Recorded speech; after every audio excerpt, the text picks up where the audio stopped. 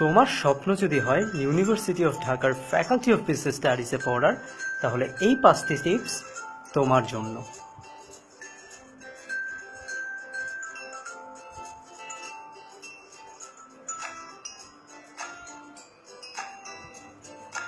Number 1, sincere হতে হবে।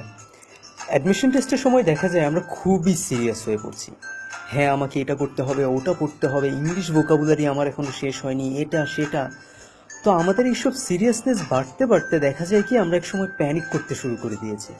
কিন্তু তুমি যদি একটু ভেবে দেখো, আমরা যদি সিরিয়াস না হয়ে একটু সিনসিয়ার হই এবং প্রতিদিনের পড়া প্রতিদিন পড়ে শেষ করি, তাহলে কিন্তু আমাদের প্যানিক হবার কোনো সুযোগই থাকছে না। সো সিনসিয়ার হও, সিরিয়াস না। নাম্বার 2, কাউকেই অন্ধ অনুসরণ করা যাবে না। আমাদের বেলায় হয় কি, দেখা যায় ক্লাসের একজন ভালো স্টুডেন্ট যদি একটা কোচিংয়ের পিছনে দৌড় দেয়, আমরা সবাই মিলে শুরু করে দিই তার দেখে দেখে ঠিক সেই কোচিংটাতেই ভর্তি হতে। কিন্তু তুমি ভেবে দেখো, আমার বাসা যদি হয় উত্তরায় আর সেই ছেলেটা যদি ভর্তি হয় ফার্ম গেটের কোনো কোচিংয়ে, আমার কিন্তু তার দেখে দেখে প্রতিদিন উত্তরা থেকে ফার্ম গেট গিয়ে কোচিং করার দরকার নেই। আমি সেই ক্ষেত্রে উত্তরার আশেপাশে কোনো ভালো কোচিংয়ে ভর্তি হলেই পারি। কাজেই সে আমার থেকে যত ভালো স্টুডেন্টই হোক না কেন, কাউকেই অন্ধ অনুসরণ করা যাবে না।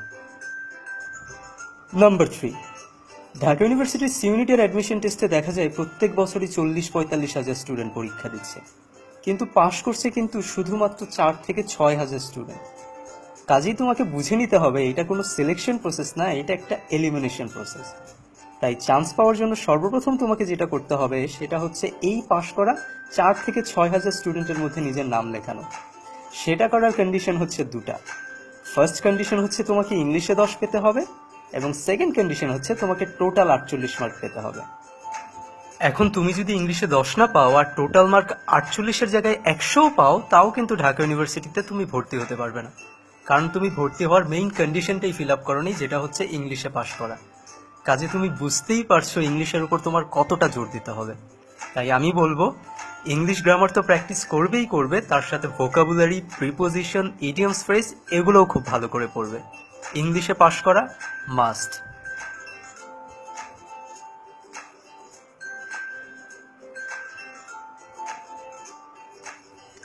নাম্বার 4, তোমার যদি একটা ফ্রেন্ডের সাথে দেখা হয় আর সেই ফ্রেন্ড তোমাকে বলা শুরু করে, দোস্ত জানিস আমার না ভোকাবুলারি পড়া শেষ, আরে গতকালকে না আমি প্রিপোজিশন পড়ে শেষ করে ফেলছি। এইসব কথাই না তুমি কখনো ডিমোটিভেটেড ফিল করবা না, তুমি কনফিডেন্ট থাকবা। যদি কনফিডেন্ট নাও হও তাহলেও প্রিটেন্ড করবা তুমি খুবই কনফিডেন্ট, এবং অবশ্যই অবশ্যই ট্র্যাকে থাকবা, কেননা দিন শেষে ট্র্যাকে থাকাটাই ম্যাটার করে।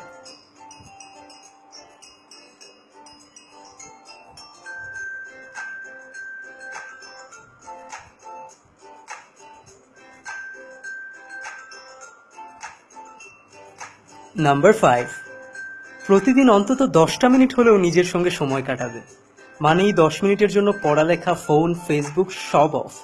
তারপর নিজের সাথেই নিজে কথা বলবে, নিজের স্বপ্নগুলো নিয়ে ভাববে, কেন তুমি ঢাকা বিশ্ববিদ্যালয়ে পড়তে চাও সেই কারণগুলো খুঁজে বের করবে, নিজেকে মোটিভেট করবে। তারপর নিজেকে নিজেই বলবে, হ্যাঁ আমি আমার স্বপ্নগুলো পূরণ করতে পারবই।